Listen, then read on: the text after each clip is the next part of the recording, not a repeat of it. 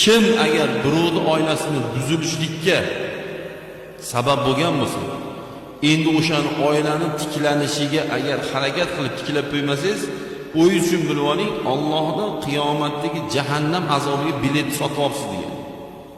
Shuning uchun men aytaman, "Ey, ko'zingni och, qaynalar, ko'zingni och, qaynatalar, qayni singillar, qaynog'alar, ey xotinlar, erlar, yana kimdirlar, oilani buzishga burnini suqib, o'zini nafsiga qul bo'lib, u yoqdi, bu yoqmadi deb fitna qilib, oilani buzishga harakat qilayotganlar, Allohdan qo'rq, razil, Allohdan qo'rq.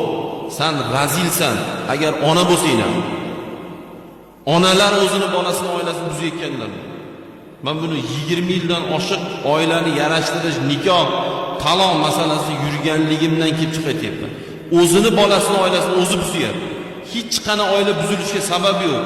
Er xotinni alohida qilib so'rasam, bir-birini yaxshi ko'radi.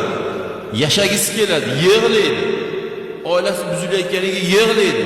Ba'dan rasvo, razil ona qo'ymasang men noroziman deb turib oladi. Qanday ona? Qanday ota u? Qaynog'alar akasini, ukasini oilasini buzyapti.